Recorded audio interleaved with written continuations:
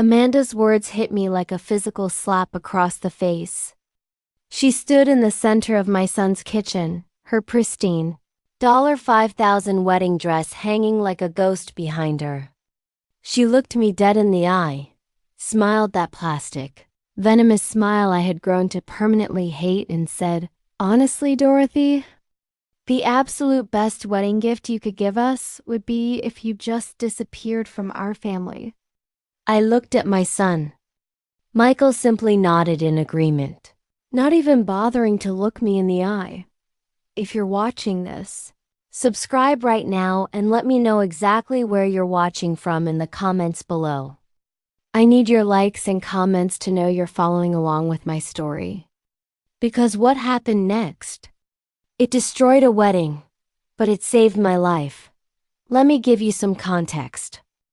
How did I end up standing in a kitchen, being thrown away like garbage the day before a wedding I was entirely paying for? 3 years ago, I made the hardest decision of my life.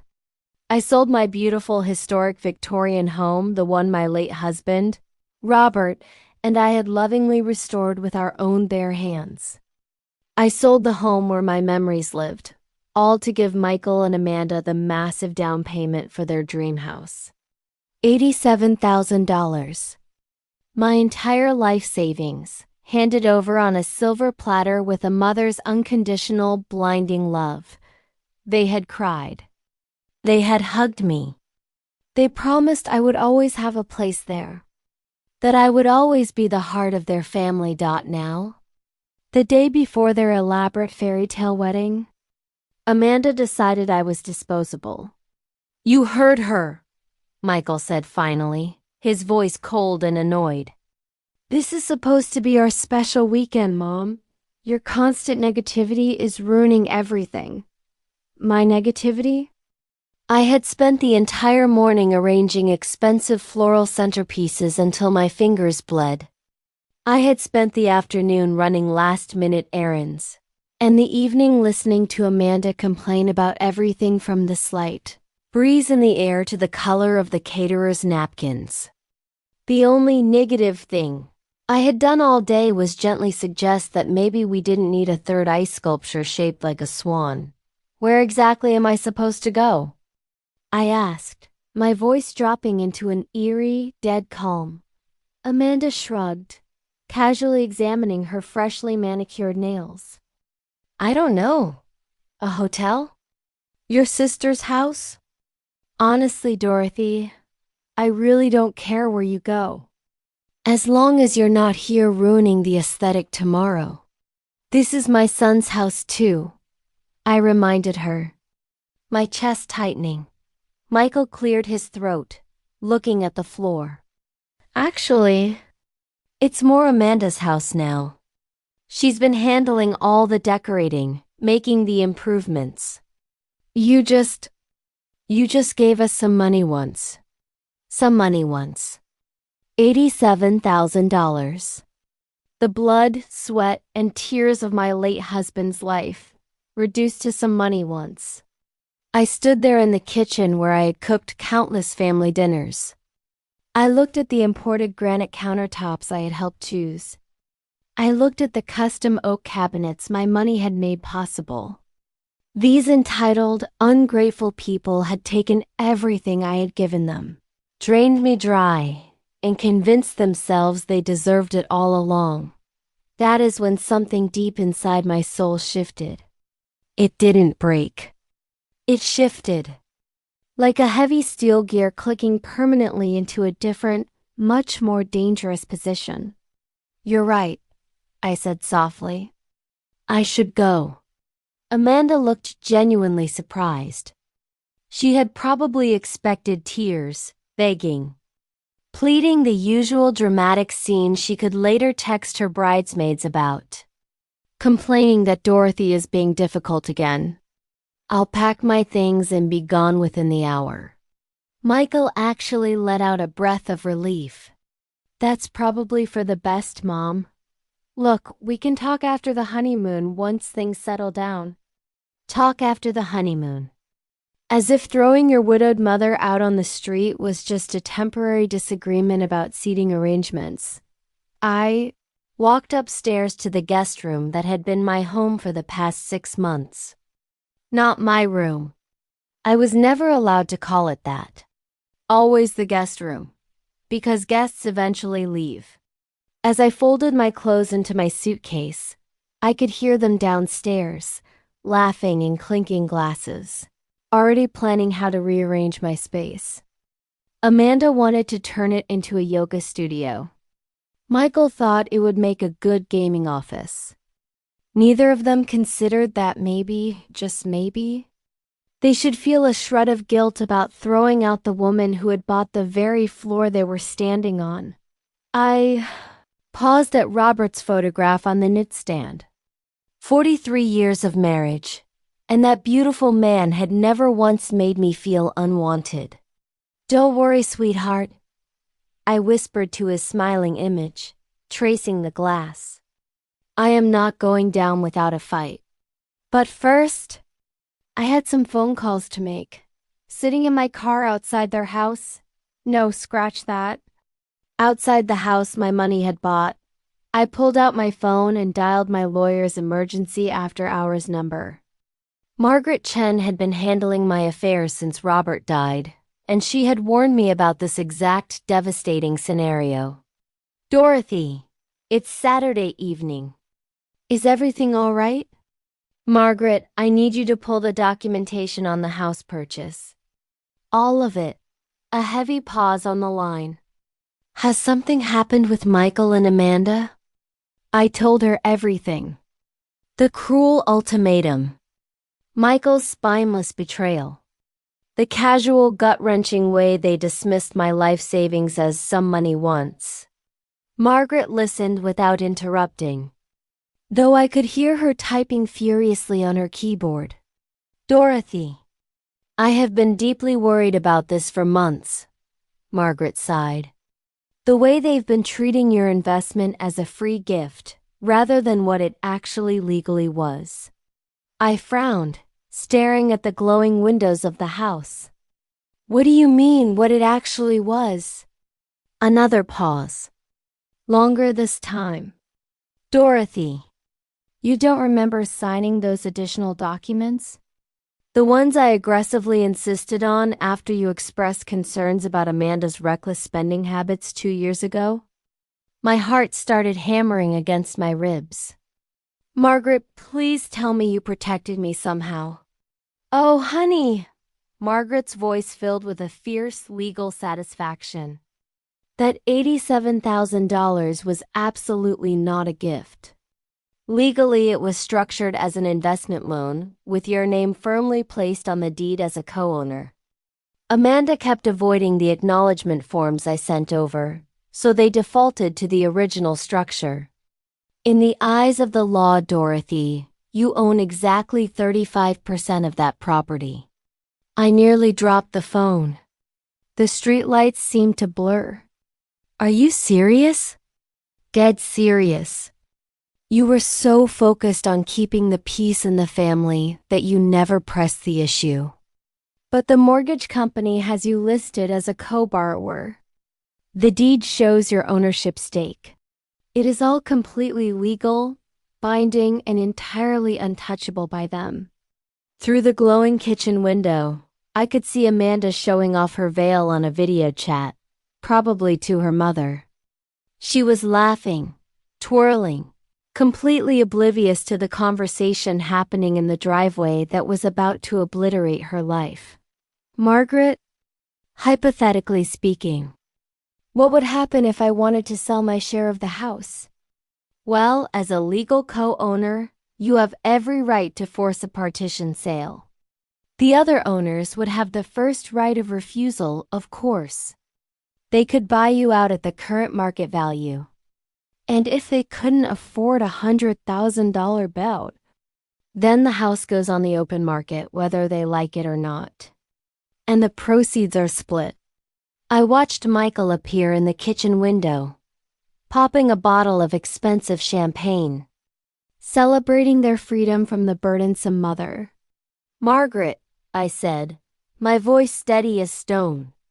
I need you to prepare a formal notice of intent to sell. I want it delivered by courier first thing Monday morning. Dorothy, are you sure about this?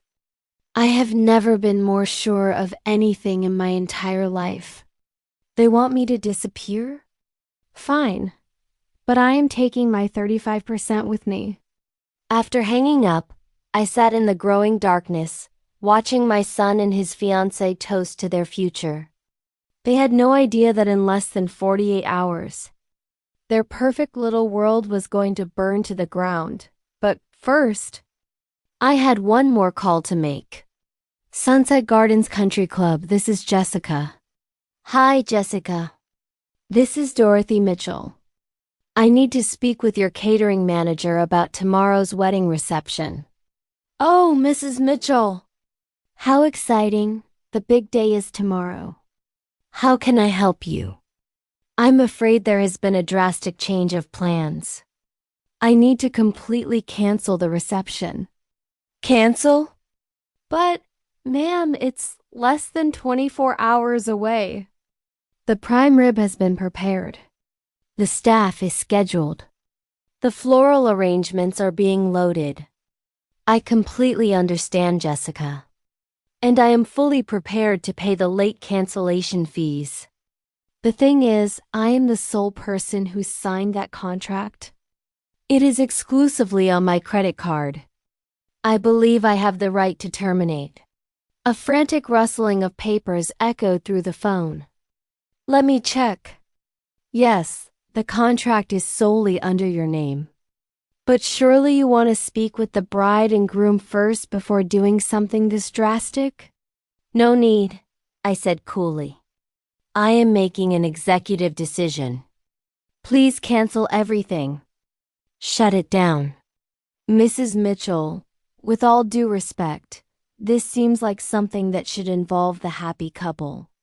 I watched Amanda through the window, admiring her reflection in the glass.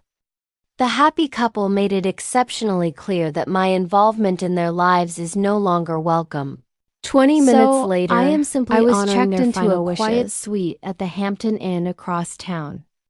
I ordered room service, put on a plush robe, and felt something I hadn't experienced in years. The intoxicating thrill of taking absolute control of my own life. My phone started ringing at exactly 11:47. What did you do? Amanda's voice screeched through the speaker so loudly I had to hold the phone a foot away from my ear. I honored your request, I said calmly, taking a bite of a strawberry. You wanted me to disappear. So I disappeared. The country club just called. They said you canceled our reception. Our wedding reception, Dorothy. There are 200 wealthy people expecting a 5-star dinner tomorrow. I'm sure there are. That does sound like quite a logistical nightmare. Michael ripped the phone from her hands. Mom, this is insane. You can't just cancel our entire wedding because you threw a tantrum about sleeping arrangements. I didn't cancel your wedding, sweetheart. You can still get married at the church. I just canceled the extravagant party that I was paying for. You know, the one that was costing me $14,000.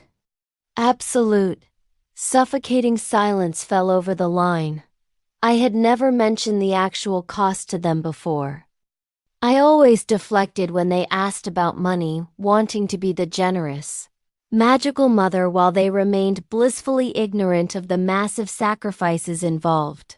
14,000? Amanda's voice was barely a faint whisper in the background. The reception. The imported orchids. The photographer. The live jazz band. Did you actually think it was all free? Did you think money just magically materialized out of thin air because you two decided you deserved a fairy tale aesthetic? But we can't tell 200 people there's no food. Michael stammered, panic finally setting in. You're resourceful adults. I'm sure you'll figure something out. I hear the local McDonald's has an excellent dollar menu. Amanda started crying. Not her usual delicate, pretty crying. Ugly, hyperventilating sobbing sounds. 6 months ago, that sound would have sent me running to comfort her. Tonight, it just sounded like the spoiled tantrums she had been throwing since the day Michael proposed. "How could you do this to us?" she wailed. "We trusted you." "You trusted me? You literally looked me in the eye and told me to disappear from your family. I didn't mean forever." She sobbed. "I just meant for the weekend." "Ah, I see." "So I was supposed to psychically understand that when you said permanently, you actually meant temporarily until you needed my credit card again? My mistake." Michael tried a different, softer approach.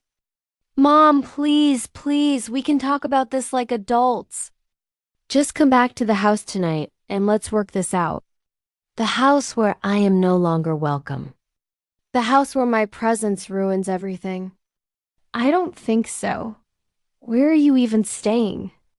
Amanda demanded, anger briefly cutting through her tears. "That's not really your concern anymore, is it?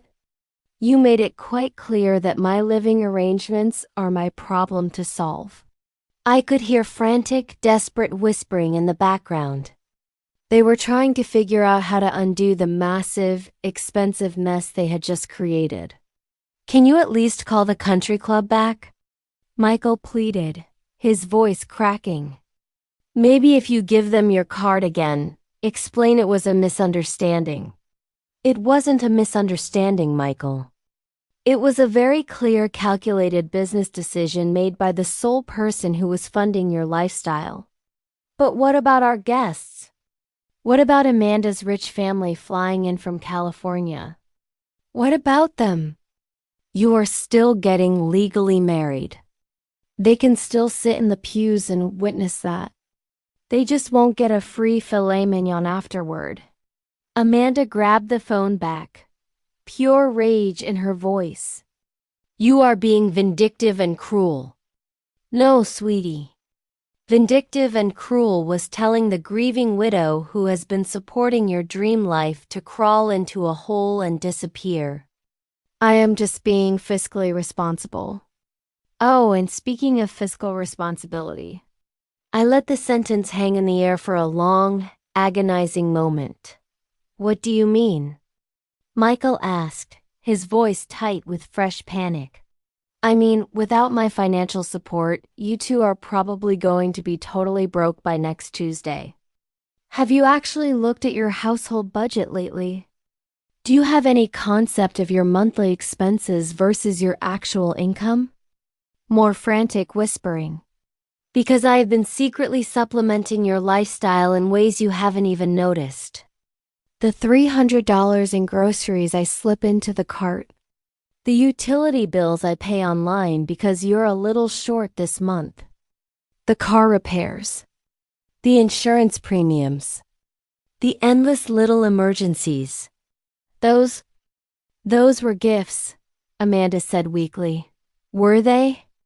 Because from where I'm sitting in this lovely hotel suite, they look a lot more like an allowance. And allowances can be discontinued at absolutely any time." The silence stretched so long I thought the call had dropped. Finally, Michael spoke. "What do you want, Mom?" Now that was an interesting question. An hour ago, they couldn't wait to throw me in the trash. Now they were begging to negotiate. "I want exactly what you offered me, Michael. I want to disappear from your family permanently. And I want to take all of my money with me when I go."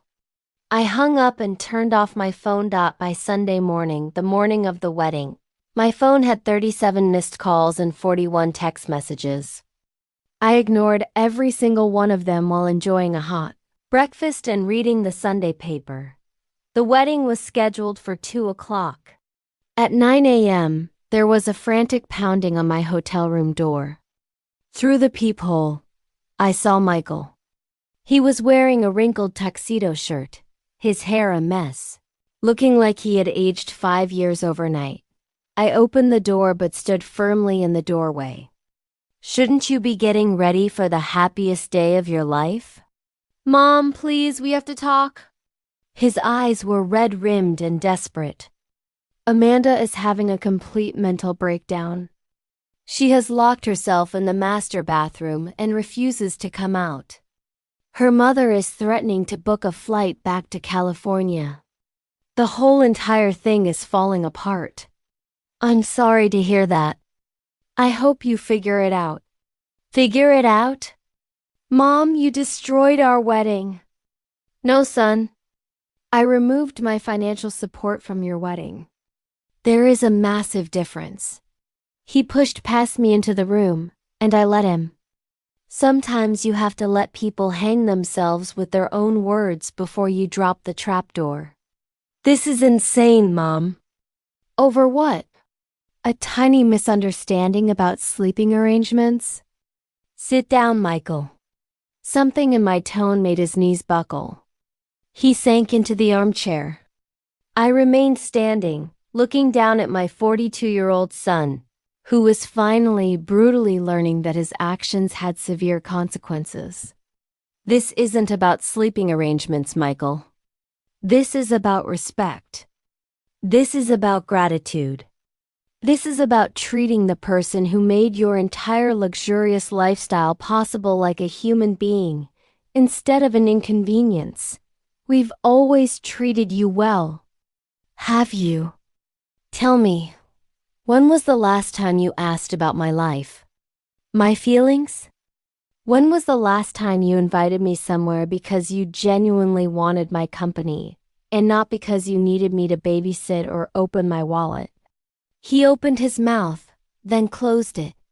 I'll wait, I said coldly. The silence stretched out, thick and uncomfortable. When was the last time you called just to talk? When was the last time you remembered my birthday without a Facebook notification reminding you? When was the last time you treated me like your mother, instead of your personal ATM? That's not fair, isn't it? Tell me, Michael. In the past year alone, how much money have I given you and your lovely bride? He swallowed hard. I don't know. A few thousand here and there? For emergencies? $37,000. His face went completely ghostly white. $37,000 in emergencies and little helps, on top of the $87,000 for your house down payment. That is $124,000, Michael. That is more than most people make in 2 solid years of hard labor. We were always planning to pay you back. Were you? Because Amanda has been aggressively shopping for a brand new SUV. You've been looking at luxury vacation packages to Europe. Neither of you has mentioned paying me back a single dime. Ever. He slumped forward, burying his face in his hands. What do you want from me, Mom? I want you to understand that kindness is not an infinite resource. I want you to understand that when you treat someone like garbage for long enough, eventually they stop caring if you catch on fire. So you're punishing us by ruining our wedding day. The casual cruelty in that statement, the belief that my setting basic boundaries was somehow a punishment too. Him confirmed everything I had been feeling. No, Michael. I am protecting myself by stopping a pattern of severe financial abuse. Financial abuse? That's ridiculous. Is it? You conditioned me to believe that my only value to your family is my checkbook. You trained me to expect tiny, pathetic crumbs of affection in exchange for major financial bailouts. I sat down across from him, leaning forward so he had nowhere to look but my eyes. Yesterday, your soon-to-be wife told me the best gift I could give was to disappear. And you agreed. After everything I sacrificed, you agreed. She didn't mean it. Yes, she did. And so did you. And you know what? You're going to get exactly what you asked for. But it's going to cost you. He looked up sharply. What does that mean? I smiled. It was a terrifying smile. It means you better figure out how to pay for your own expensive lifestyle starting today. It means you better hope Amanda's rich parents are feeling incredibly generous.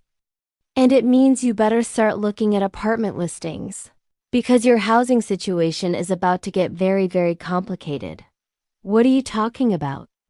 I'm talking about the legal documents. You never bothered to actually read before your father, and I handed you that down payment. The ones that make me a legal co-owner of your precious house.